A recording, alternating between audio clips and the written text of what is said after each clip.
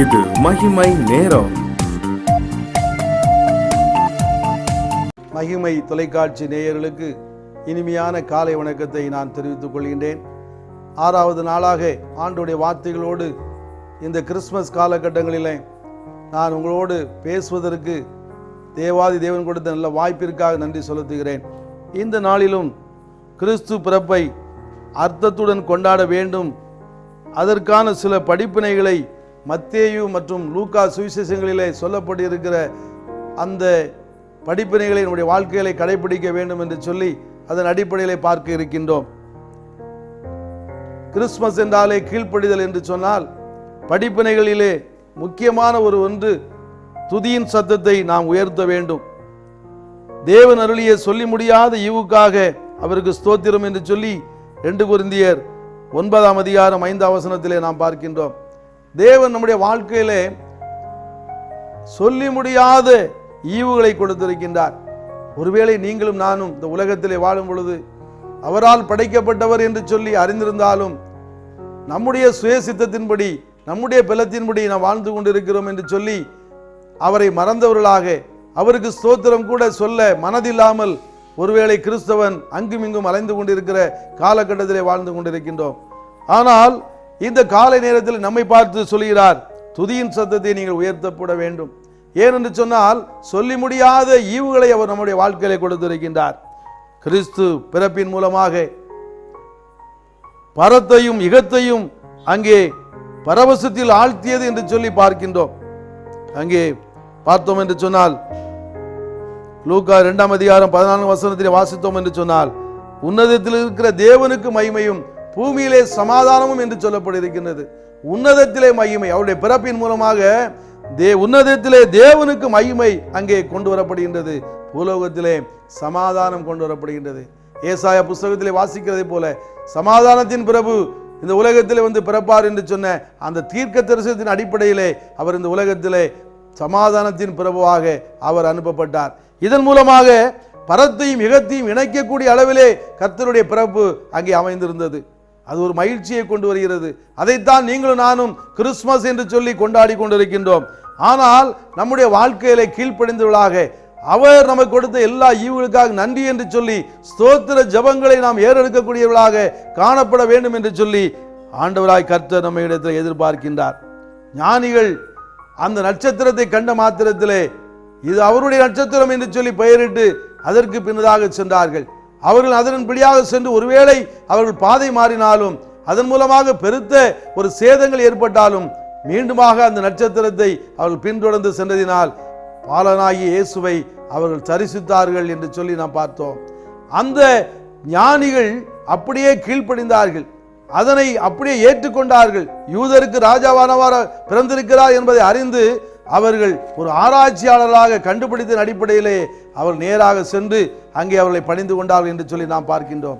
எனக்கு அன்பான தேவனுடைய ஜனமே, நாமும் அப்படித்தான் இந்த உலக வாழ்க்கையிலே கிறிஸ்தவர்களாக வாழ்ந்து கொண்டிருக்கிற நீங்களும் நானும் வசனங்களை வாசித்து அவர் எனக்காக இந்த உலகத்திலே பிறந்தார், பாவிகளை மீட்பதற்காக பிறந்தார், அவர் பெத்லகேமிலே பாலனாக பிறந்தது என்னை மீட்பதற்காக என்று சொல்லி ஒருவேளை அறிந்திருந்தாலும் அவரை தரிசிக்கிறவர்களாக நாம் காணப்பட வேண்டும், அவரை துதிக்கிறவர்களாக நாம் காணப்பட வேண்டும். அவருக்கு கீழ்ப்படிந்து எப்படி சாஷ்டாங்கமாக அந்த ஞானிகள் அந்த 3 சாஸ்திரிகள் விழுந்து அவரை தரிசித்தார்களோ அந்த அனுபவம் நம்மிடத்திலே காணப்பட வேண்டும். நம்முடைய வாழ்க்கையிலே அப்படிப்பட்ட அனுபவம் காணப்படுகின்றதா?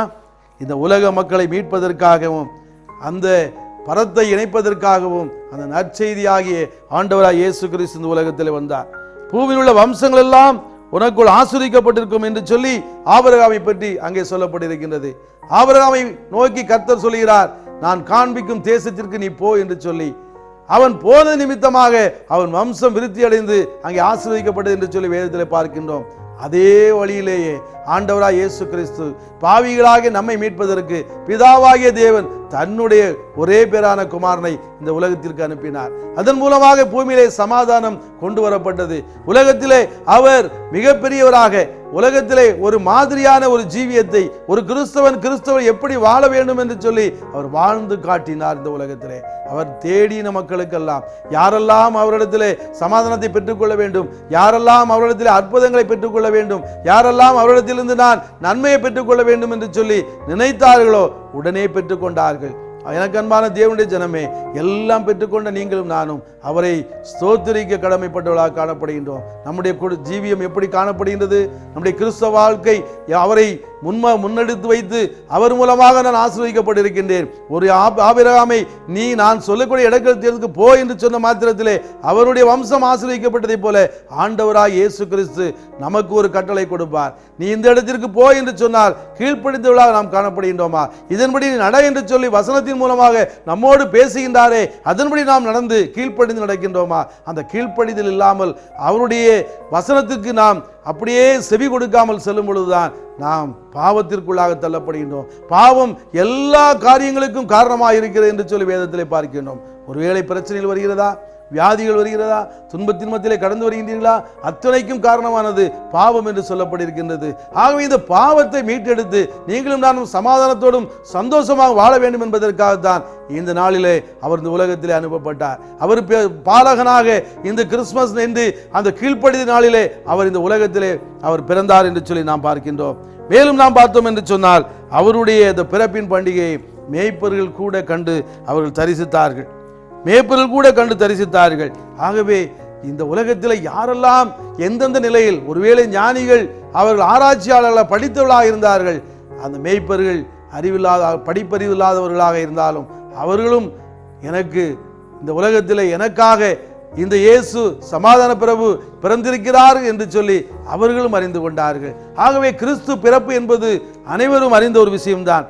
சிமியன் கூட கடைசி நேரத்தில் உம்மை பார்த்தால்தான் சமாதானத்தோடு நான் போவேன் என்று சொல்லி அதற்காக காத்திருந்தான். பரிசுத்தாவின் வழிநடத்தின் மூலமாக யோசேப்பு மரியாளும் அவரை இயேசு என்ற பாலகனை ஆலயத்திற்கு கொண்டு வரும்போது அந்த பரிசுத்த ஆவியானவருடைய வழிநடத்தின் மூலமாக பார்த்து அவர் சமாதானத்தோடு கடந்து சென்றார். எனக்கு அன்பான தேவனுடைய ஜனமே, சமாதானம் இல்லாத வாழ்க்கை என்பது ஒரு சொத்த ஜீவியமாக காணப்படுகின்றது.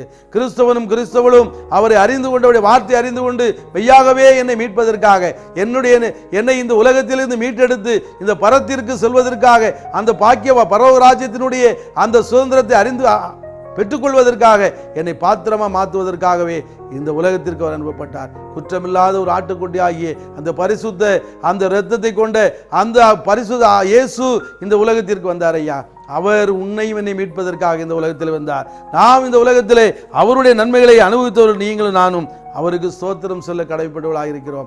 அவரை மேன்மைப்படுத்த கடமைப்பட்டவர்களாக இருக்கிறோம். அவரை உயர்த்தி பிடிப்பதற்கு கடமைப்பட்டவர்களாக காணப்படுகின்றோம். நம்முடைய வாழ்க்கை எப்படி காணப்படுகின்றது? நம்முடைய வாழ்க்கை அர்த்தமுள்ள வாழ்க்கையாக காணப்படுகின்றதா? இந்த பண்புகள் நம்மிடத்தில் காணப்படுகின்றதா? ஒரு சிமியோன் அவரை பார்த்தால்தான் அந்த உலகத்தை விட்டு கடந்து செல்வேன், சமாதானத்தோடு கடந்து செல்வேன் என்று சொன்னார். இந்த மேய்ப்பர்கள் அவளை பார்க்க வேண்டும் என்று சொல்லி கடந்து வந்தார்கள்.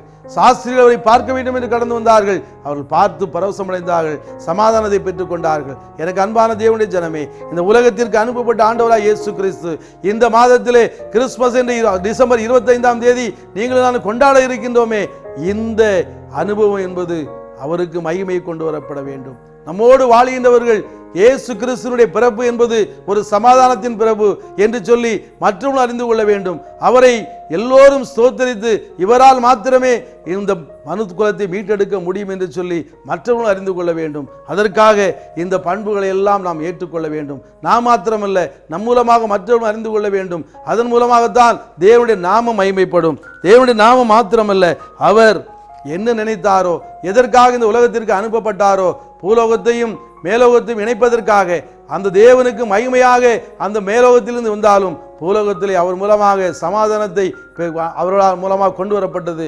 அவர் மூலமாக சமாதானம் இந்த உலகத்திற்கு அனுப்பப்பட்டது. அதற்காக தேவதூதர்கள் அவரை துதித்தார்கள் என்று சொல்லி எங்கே பார்க்கின்றோம். தேவதூதர்கள் மாத்திரமல்ல, நீங்களும் நான் அவரை துதிக்க வேண்டும், அவரை ஸ்தோத்திரிக்க வேண்டும். ஏனென்று சொன்னால் அவர் நமக்காக அனுப்பப்பட்டார். நமக்காக மாத்திரமல்ல, அவரால் படைக்கப்பட்ட அத்துணை மனுக்குலங்களுக்காக அனுப்பப்பட்டார். இதனை நாம் மற்றவர்களுக்கு அறிவிக்கக்கூடிய பாத்திரங்களாக மாற வேண்டும். கிறிஸ்துமஸ் என்பது ஒரு கீழ்ப்படிதல் மாதமாக, கீழ்ப்படிதலாக காணப்படக்கூடிய அது காரியமாக காணப்படுகின்றது. எனக்கு அன்பான தேவனுடைய ஜனமே, நம்மிடத்தில் அப்படி ஒரு கீழ்ப்படிதல் காணப்படுகின்றதா? ஆவியானவரை அவரே என்னை வழிநடத்துகிறார், அவரை நான் எப்பொழுதும் புகழ்ந்து போற்றி கொண்டிருக்கின்றேன். இயேசுவானவர் இந்த உலகத்திற்கு என்னை மீட்பதற்காக அனுப்பப்பட்டார், அவரை நான் துதிப்பேன் என்று சொல்லி துதிக்கக்கூடிய அந்த வார்த்தை நம்முடைய வாயிலே காணப்படுகின்றதா?